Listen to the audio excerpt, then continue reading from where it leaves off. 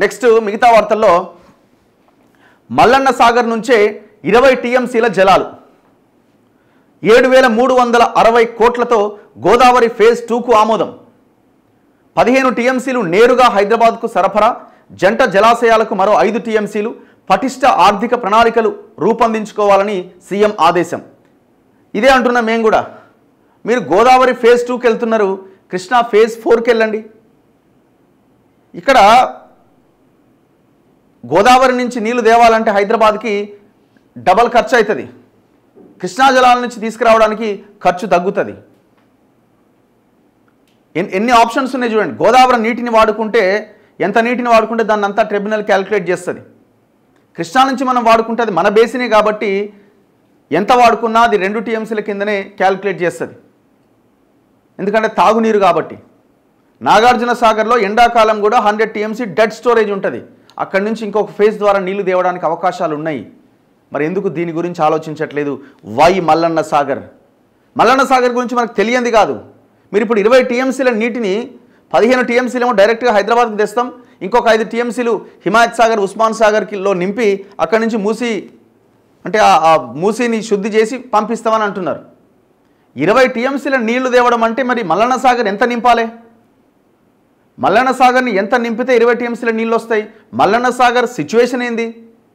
కేసీఆర్ కట్టిన మల్లన్న సాగరు, mega Krishna Reddy contractor నిర్మించిన మల్లన్న సాగరు మట్టితో కట్టిన కట్టడము. ఇక్కడ భూకంపాలు వచ్చే ప్రమాదం ఉంది ఇంత పెద్ద ఎత్తున రిజర్వాయర్ నిర్మించడం వల్ల అని national geophysical research institution report ఇచ్చున్నది. ఒకవేళ అది కొట్టకపోతే కరీంనగర్ జిల్లా పోతుంది. మనం గతంలో చెప్పినాం, మళ్ళీ చెప్తున్నాం. మళ్ళా అక్కడ బదనాం అయ్యేది, మునిగిపోయేది మీరే. కొట్టకపోతారా గవర్నమెంట్ అందులో? రేపు పొద్దున ఏమంటాడు? చూసిరా దాని మెయింటెనెన్స్ లేక కొట్టకపోయింది అంటాడు కేసీఆర్ సింపుల్గా. అందుకే ఆయన కూడా భయపడి 10-15 టీఎంసీలకు మించి దాన్ని నింపలే. మీరు ఒక్కసారి మల్లన్న సాగర్ చుట్టుపక్కల గ్రామాల పరిధికి వెళ్ళిరండి. ఇట్లా నీళ్ళు వస్తుంటాయి బయటికి, అది గ్రౌండ్ నుంచి. అంత దారుణంగా ఉన్నది సిచ్యువేషన్. మరి ఏం ఆలోచించారు? ఎన్ని టీఎంసీలు నింపి అక్కడి నుంచి తీసుకొస్తారు? ఇదంతా కూడా ఎత్తిపోతల. కరెంట్ కావాలి, మెయింటెనెన్స్ కావాలా, దాని నుంచి నీళ్ళు తీసుకురావాలా. మరి ఎవరికి ఇస్తారు ఈ కాంట్రాక్ట్? ఇప్పుడు దాదాపు 7,360 కోట్లు పెడుతున్నారు దీనికి. ఇదే 7,360 కోట్లు పెట్టే బదులు ఇంట్లో సగం పెడితే అయిపోతుంది. మరి ఏ ఉద్దేశంతో? మళ్ళీ డబ్బులే లేవంటారు. ఇప్పుడు ఇక్కడ డబ్బులు లేవంటుండు. ఇక్కడ ఆదర్శ్ నగర్లో న్యూ ఎమ్మెల్యే క్వార్టర్స్ ఉంది. అది మొత్తం తీసేసట ఎమ్మెల్యేలకి కాన్స్టిట్యూషన్ క్లబ్ కడతారట. 119 మంది ఎమ్మెల్యేలకట. వాళ్ళకు క్లబ్ అనగానే మనకి ఇంకొక రకమైన ఆలోచన వస్తుంది. కానీ సరే అది కాకపోయినా వాళ్ళు ఏదో వాళ్ళ జ్ఞానం పెంపొందించడానికో లేకపోతే వాళ్ళందరూ కూర్చొని మాట్లాడడానికో ఇప్పుడు బిల్డింగ్లే లేవా? దానికి బట్టి విక్రమార్క ఒకటే రివ్యూలు చేస్తున్నట్టు, 3-4 రివ్యూలు చేసినట్టు ఇప్పటికే. ఇప్పుడు అది గూలగొట్టాలా కట్టాలి. మరి ఏ కాంట్రాక్టర్కి అప్పగించాలని ఆయన ఉద్దేశం. ఏముంది అంత తొందర? ఇప్పుడు ఆ న్యూ ఎమ్మెల్యే క్వార్టర్స్ని కూల్చేసి అక్కడ పెద్ద కాన్స్టిట్యూషన్ క్లబ్ కట్టి బిల్డింగ్ కట్టి దానికి ఒక 10-20 కోట్లు తగలేసి ఇప్పుడు అంత ఇంపార్టెన్స్. మళ్ళీ ఇంకొక వైపునేమో పైసలు లేవు. ఏం మెసేజ్ ఇస్తున్నారు మీరు? ఓ స్కూల్ కట్టిరా, ఇంతవరకు 11 నెలలు అయింది. ఓ హాస్పిటల్ కట్టడానికి ఏమైనా ప్రయత్నం జరుగుతున్నదా?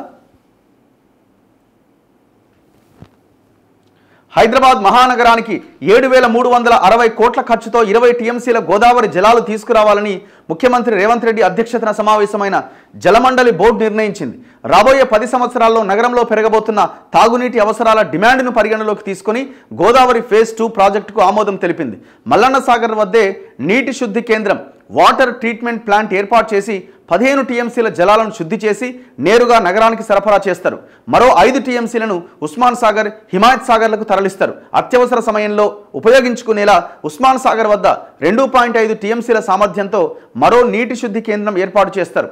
5 దశాబ్దాల క్రితం నుంచి నగరానికి మంజీరా నది నుంచి నీటిని అందిస్తున్న పైప్లైన్ స్థానంలో కొత్త పైప్లైన్ వేయాలని బోర్డు నిర్ణయం తీసుకుంది. శుక్రవారం హైదరాబాద్లోని ఇంటిగ్రేటెడ్ కమాండ్ కంట్రోల్ సెంటర్లో ముఖ్యమంత్రి అధ్యక్షతన జలమండలి బోర్డు సమావేశం జరిగింది. సీఎం సలహాదారు వేం నరేందర్ రెడ్డి వీళ్ళంతా అందులో పాల్గొన్నారు. వ్యాప్కోస్ నివేదిక ఆధారంగా నిర్ణయం. గోదావరి ఫేజ్ 2లో భాగంగా హైదరాబాద్కు 20 టీఎంసీల నీటిని మల్లన్న సాగర్ లేదా కొండపోచమ్మ సాగర్ నుంచి తీసుకొచ్చేలా ప్రణాళికలు రూపొందించారు. అయితే నీటి లభ్యత ఎత్తిపోతల వ్యయాన్ని పరిగణలోకి తీసుకొని మల్లన్న సాగర్ నుంచి తీసుకోవడమే ఉత్తమమని వ్యాప్స్కోప్ ఇచ్చిన నివేదిక పైన చర్చించి బోర్డు నిర్ణయం తీసుకుంది. మొదట ప్రతిపాదించినట్లు 15 టీఎంసీలు కాకుండా 20 టీఎంసీలకు పెంచింది. 15 టీఎంసీల నీటిని తరలించేందుకు 5,560 కోట్లు అంచనా వేస్తే తాజాగా 20 టీఎంసీలు తరలించాలని నిర్ణయించడంతో ప్రాజెక్టు ఖర్చు 7,360 కోట్లకు పెరిగింది. ఇది 10,000 కోట్లు దాటుతుంది రాబోయే రోజుల్లో, మీరు చూస్తూ ఉండండి. సింపుల్. మరి ఎట్లా సాధ్యమవుతుంది ఒకసారి ఆయన లక్ష్మీనారాయణ గారికి కాల్ చేద్దాం.